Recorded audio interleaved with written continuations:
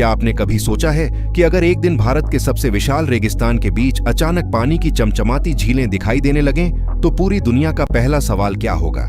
क्या यह किसी चमत्कार का नतीजा होगा या फिर इंसानी इंजीनियरिंग की ऐसी मिसाल जिसे देखकर विज्ञान भी कुछ पल के लिए ठहर जाए?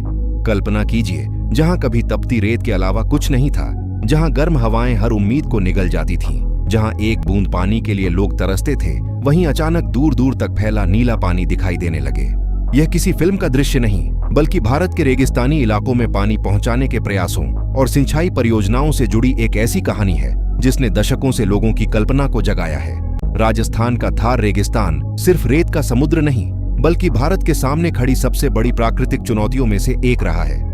यहाँ बारिश बेहद कम होती है, तापमान कई बार 50 डिग्री सेल्सियस के आसपास पहुंच जाता है और पानी की कमी ने सदियों तक जीवन को कठिन बनाए रखा। लेकिन जैसे जैसे देश आगे बढ़ा, आबादी बढ़ी, खेती की जरूरत बढ़ी और विकास की रफ्तार तेज हुई, वैसे वैसे यह सवाल भी बड़ा होता गया कि क्या इस बंजर धरती को जीवन दिया जा सकता है?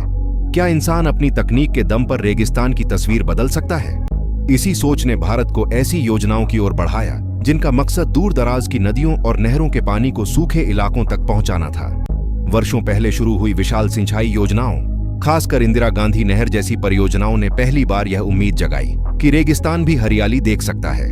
जब मीठा पानी धीरे धीरे इन इलाकों तक पहुंचने लगा, तब लोगों ने अपनी आंखों से ऐसे बदलाव देखे जिनकी कभी कल्पना भी नहीं की थी। जहां कभी सिर्फ रेत उड़ती थी, वहां खेत दिखाई देने लगे। जहां गांव पानी के लिए संघर्ष करते थे, वहां खेती की नई संभावनाएं पैदा होने लगीं। लेकिन कहानी यहीं खत्म नहीं होती। कुछ इलाकों में पानी के जमा होने से मौसमी झीलों जैसी स्थितियां भी बनने लगीं, जिसने वैज्ञानिकों और पर्यावरण विशेषज्ञों का ध्यान अपनी ओर खींचा। सवाल उठने लगे कि क्या यह बदलाव हमेशा फायदेमंद रहेगा या इसके साथ नई चुनौतियां भी आएंगी। यही वह मोड़ था जहां इंजीनियरिंग, पर्यावरण और भविष्य तीनों एक दूसरे के सामने खड़े दिखाई दिए। एक तरफ लाखों लोगों को पानी और खेती का नया जीवन मिल रहा था, तो दूसरी तरफ विशेषज्ञ यह समझने में जुट गए कि इतनी बड़ी मात्रा में पानी को रेगिस्तानी पारिस्थितिकी में लाने का दूरगामी असर क्या होगा। यही कारण है कि थार की यह कहानी सिर्फ नहरों और पानी की कहानी नहीं, बल्कि इंसानी सोच, तकनीक और प्रकृति के बीच चल रहे एक अनोखे संतुलन की कहानी बन गई। और दोस्तों, आगे जो हुआ उसने इस पूरे सफर को और भी ज्यादा रहस्यमय और रोमांचक बना दिया।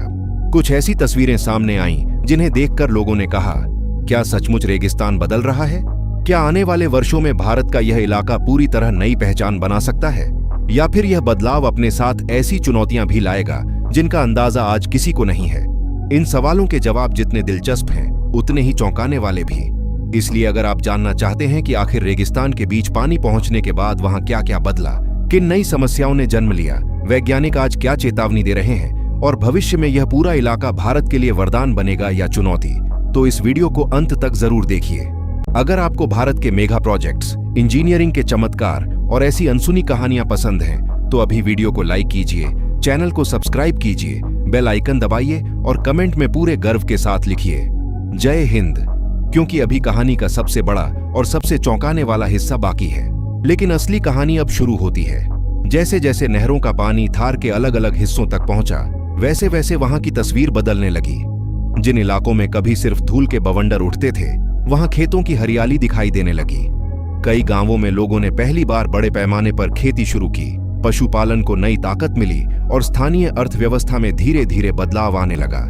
जो परिवार कभी पानी की एक एक बूंद के लिए संघर्ष करते थे, उनके सामने अब नई संभावनाओं के दरवाजे खुल रहे थे। लेकिन हर बड़े बदलाव की तरह इस बदलाव की भी एक कीमत थी।